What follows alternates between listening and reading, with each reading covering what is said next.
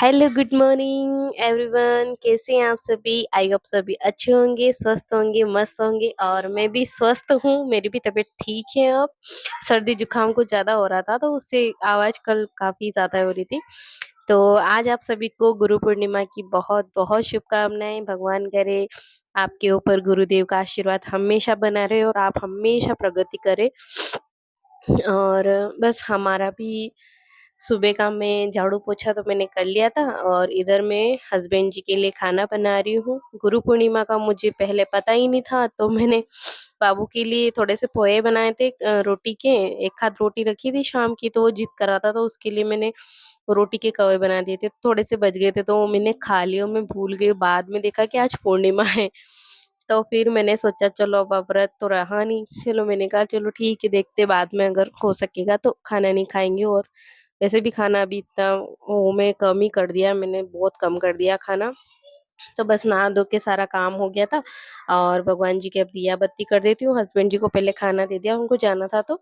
और फिर अब मैं भगवान जी की दिया बत्ती करने आ गई थी इधर। और फिर उसके बाद करूँगी मैं अपना कपड़े धोना भी है, वो बाद में धोऊँगी और उसके बाद मैं करूँगी अपना एक्सरसाइज़ का रूटीन। अभी मैंने स्टार्ट किया 1-2 दिन से, तो बस उसको कंटिन्यू करना है क्योंकि हेल्थ बहुत ज़्यादा हो गई है, तो इसे कम तो करना ही पड़ेगा। तो इधर भगवान जी को दिया बत्ती करा, इनको भोग लगाया, केले रखे थे, केले लाए थे कल, तो केले का और पराठे का भोग लगा दिया भगवान जी को। और गुरु पूर्णिमा पर आप सभी के साथ बहुत अच्छी बातें शेयर करना चाहती हूँ कि कहते हैं ना कि माता हमें जन्म देती लेकिन गुरु हमें ना जीना सिखाते। इसलिए हमारे शास्त्रों में ना गुरु का स्थान भगवान से भी ऊंचा माना गया है। एक कहानी पढ़ी थी मैंने, वो कहानी मैं आप सभी के साथ भी शेयर करती हूँ। कि कहानी थी कि किसी एक गांव में ना आरव नाम का एक लड़का रहता था और वो बहुत मेहनती था लेकिन हर बार असफल हो जाता। धीरे धीरे उसे मेहनत करना भी छोड़ दिया। उससे लगने लगा कि किस्मत शायद उसका साथ नहीं देगी, कभी उसका साथ नहीं देगी। लेकिन एक दिन वह ना गांव के एक वृद्ध गुरु के पास पहुंचा और बोला, गुरुजी, मैं बहुत कोशिश की लेकिन मुझे सफलता नहीं मिली।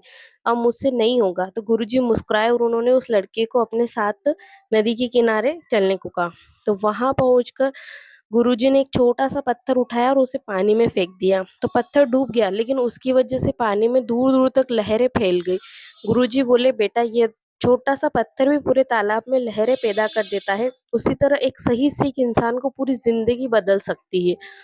फिर गुरुजी ने कहा, सफलता पाने के लिए ताकत से ज़्यादा सही दिशा की ज़रूरत होती और सही दिशा गुरु देते हैं। उस लड़के ने उसी दिन से शिकायत करना छोड़ दिया और उसने गुरु की हर बात को अपने जीवन में उतारना शुरू किया। वह रोज़ थोड़ा-थोड़ा सीखता, मेहनत करता और कभी हार नहीं मानता। कुछ वर्षों बाद वही लड़का अपने क्षेत्र का सबसे सफल व्यक्ति बना। लोग उससे उसकी सफलता की राज पूछते थे तो वह मुस्कुराकर केवल इतना कहता कि मेरी सफलता मेरी मेहनत से आई, लेकिन मेरी मेहनत को सही रास्ता मेरे गुरु ने दिखाया। तो हम सभी आज आप सभी को गुरु पूर्णिमा के अवसर पर उन सभी गुरुओं को प्रणाम करें जिन्होंने हमें चलना, सीखना, संभलना और आगे बढ़ना सिखाया। वो गुरु चाहे हमारे स्कूल के शिक्षक हो, माता-पिता हो, कोई बड़ा भाई या बहन हो या जीवन में सही समय पर सही राह दिखाने वाला कोई इंसान भी हो। याद रखिए, जिसके जीवन में गुरु का सम्मान होता है ना, उसके जीवन में ज्ञान का प्रकाश कभी कम नहीं होता। और अगर आपके जीवन में भी कोई गुरु है तो जिससे आपकी ज़िंदगी बदल दी हो, तो आज ही उनका आशीर्वाद ज़रूर लें। गुरु पूर्णिमा की आप सभी को हार्दिक शुभकामनाएँ।